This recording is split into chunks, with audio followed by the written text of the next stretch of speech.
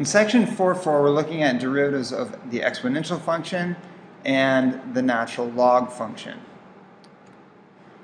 The derivative of e to the x is really simple. It's just simply itself. Now, usually it's going to be with the chain rule, so we would then multiply it by the derivative of whatever our exponent is.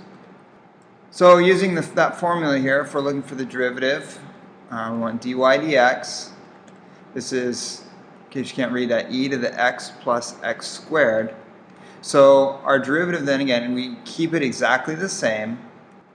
This derivative e to the x is e to the x, but this isn't just e to the x. So using the chain rule, we then multiply it by the derivative of what's inside, 1 plus 2x. That's our derivative. The derivative of a to the x is a little bit more complicated. Now, we won't use this one as often, but we want to recall these identities here. So we're looking for the derivative of a to the x. So first, notice that if we take the natural log of a to the x, then that would be the same as if we took the exponent and moved it out front. So it could be x natural log of x. And we could also then take each side with an e there, raised to this exponent. So notice then that x is coming out. That would give us this equation down here, leaving us a to the x equal to e to the ln of a, which is what we have up there.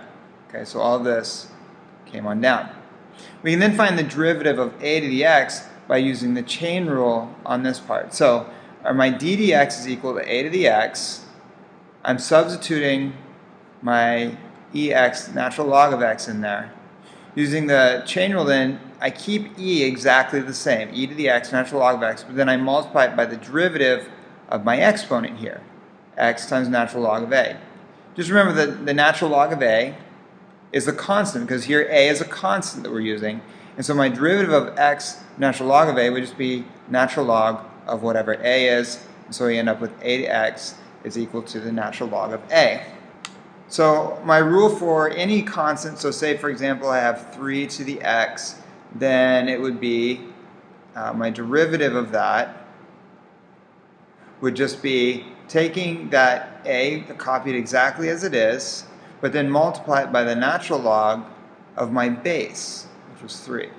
And then I would also need, in case this was more than just x, to multiply that by the derivative of the exponent. In this case, it's just x, so my derivative would be 1. So here's another example.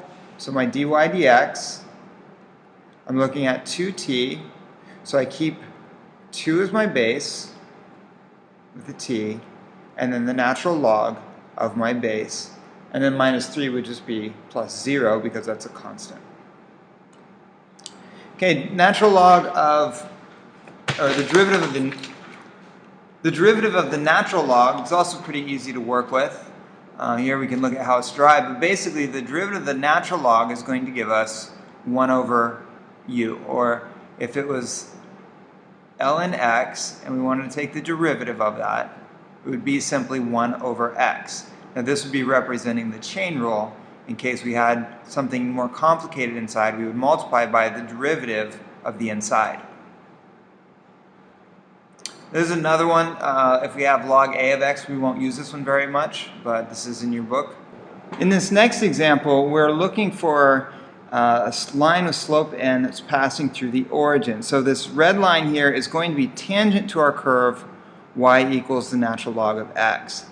But that we have 2 points then. We want to know where it's hitting our curve here as a tangent line and also pass through the origin. So we don't really know where this is, and so we're going to be calling this just point A. We're going to say when x is equal to a.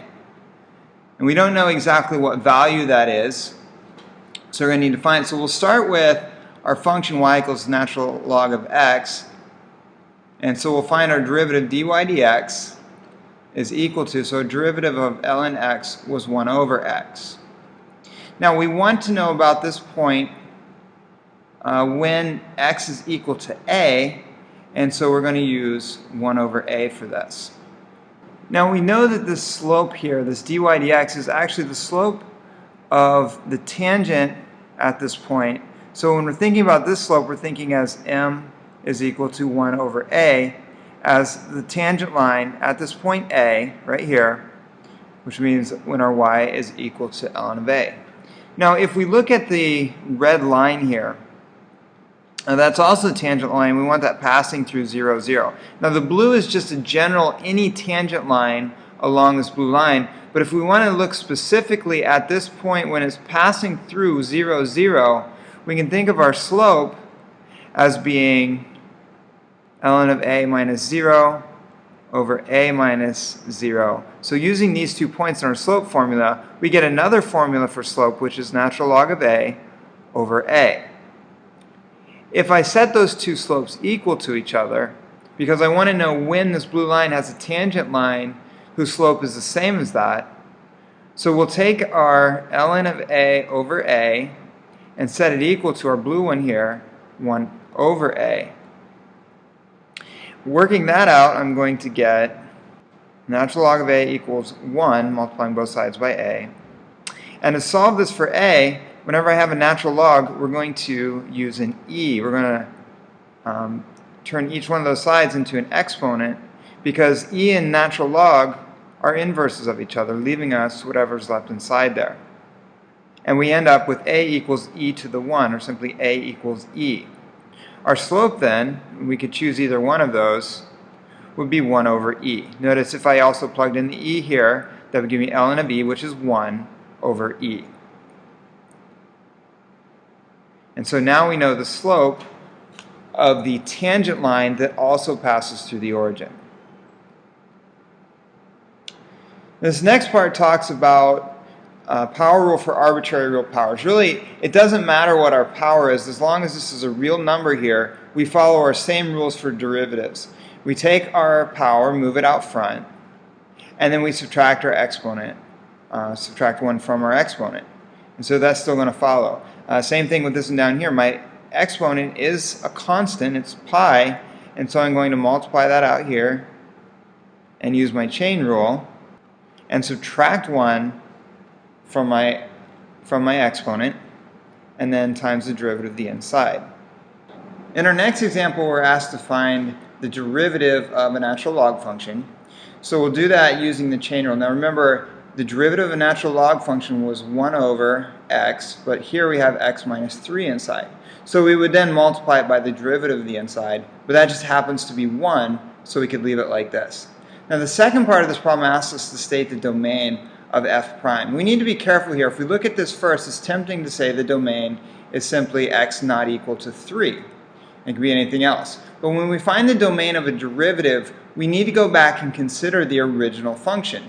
If we look at the values that are allowed for here, remember that a natural log function is, if we're looking for the domain, it's always x greater than 0. And so for this one, we take the inside there, x minus 3 has to be greater than 0. Our domain for this problem then is x greater than 3. Even though our derivative allows us to use negative values, the original function did not. This gives a domain of x is greater than 3. Okay, one last trick for differentiating. Like for this one I have x to the x, and that might look a little strange. The trick to doing this one is to introduce a natural log in here, which will give me ln of x to x. And just remember, with the natural log, we can pull this exponent out in front of the natural log, which will give me x ln x. So if I'm going to take the derivative here, I'm going to use implicit differentiation. So first looking at ln of y, that would be 1 over y times the derivative of the inside, which is dy dx. On the other side then, I'm going to need to use the product rule. So derivative of x is 1 times the second plus the x times the derivative of the second, which is 1 over x. And notice that cancels out and gives you a 1 over there. So I'm going to move my y over by multiplying both sides by y here, which will allow us to cancel out this y. And that's going to leave me with the natural log of x plus 1 times y. Now we don't want to leave this with y's if we can put it in terms of x, so we'll go back to our original step up here, and we'll want to substitute that in so that we get another x to the x.